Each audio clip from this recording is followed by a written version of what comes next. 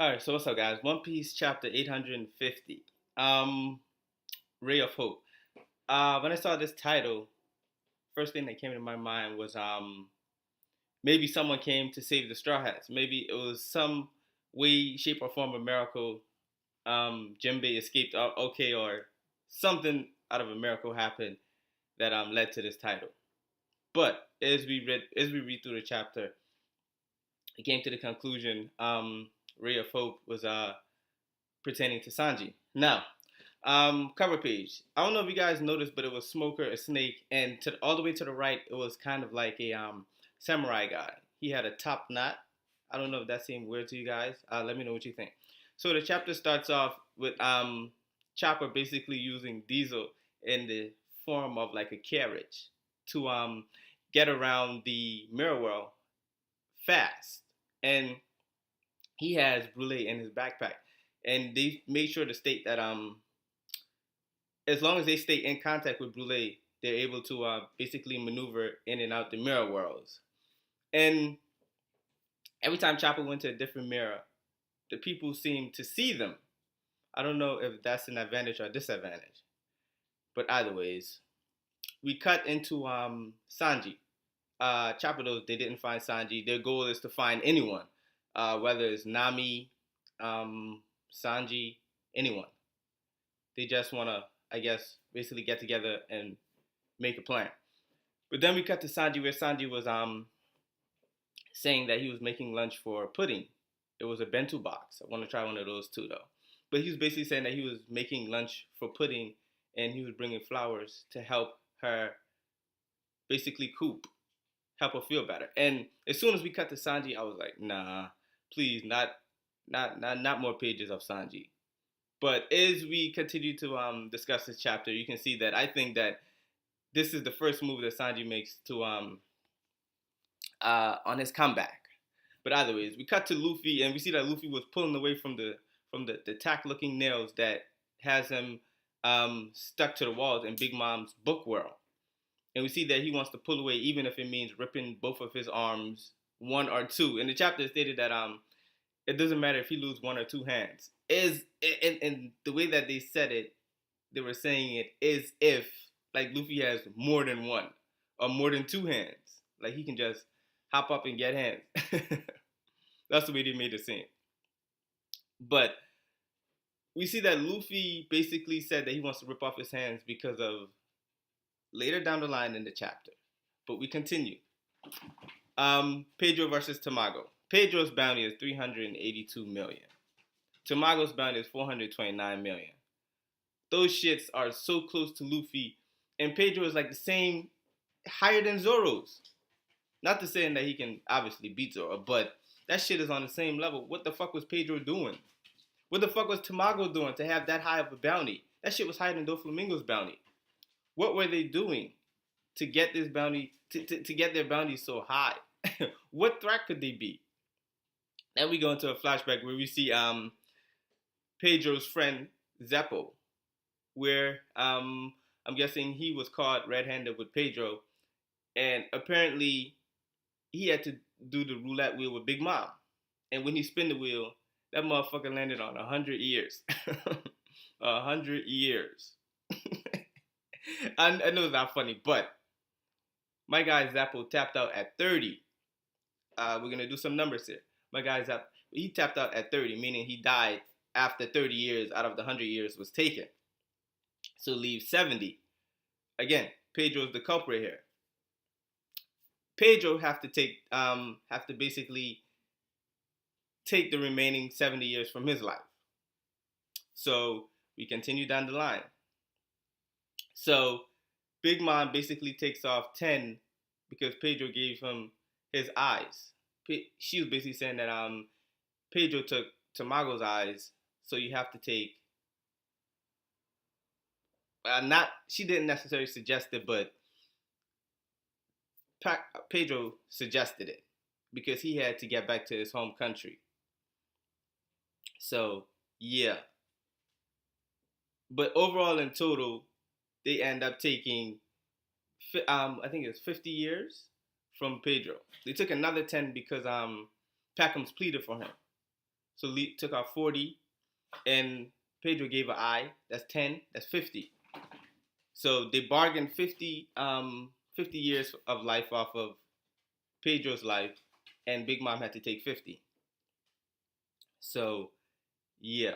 So we continue into the fight with Pedro versus Tamago, and Tamago states that they're going back and forth, and Tamago states that he's wearing tights so that the electro doesn't affect him.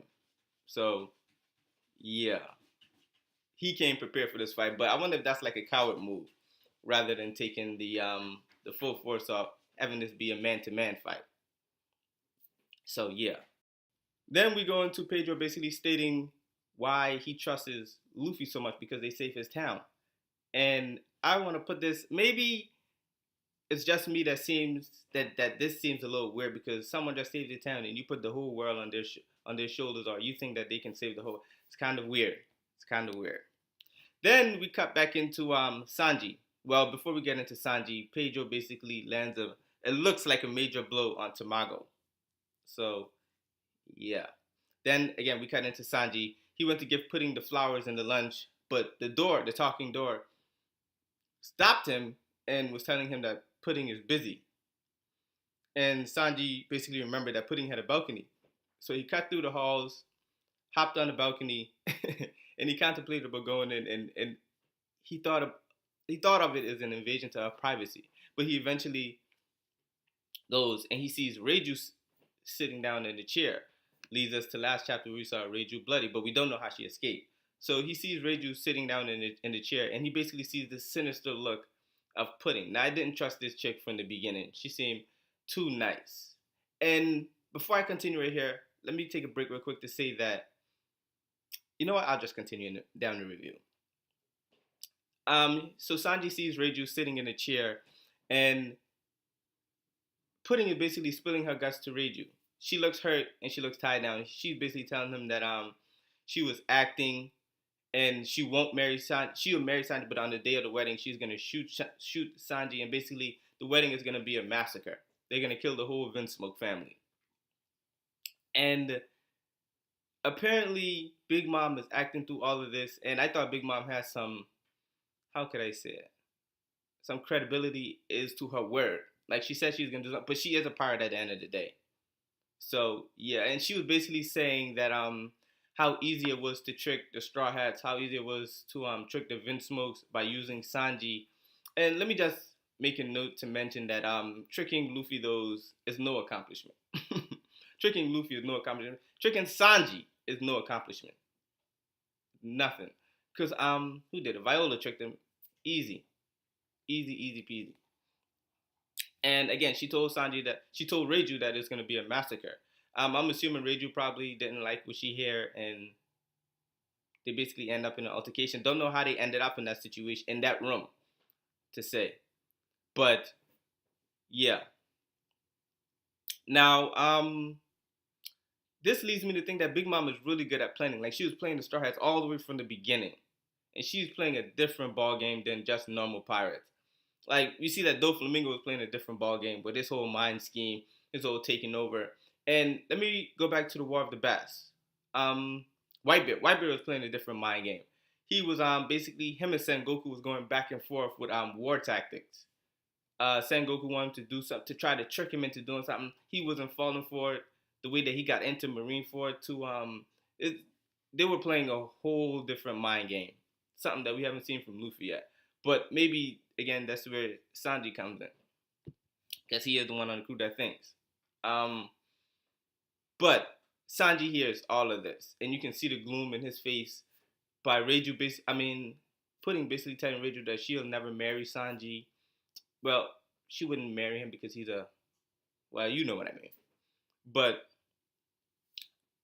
Pudding continues to tell Reiju that Mama just wants the Vinsmokes for the cloning tech. And I was saying this every single video I made of Big Mom. I said this.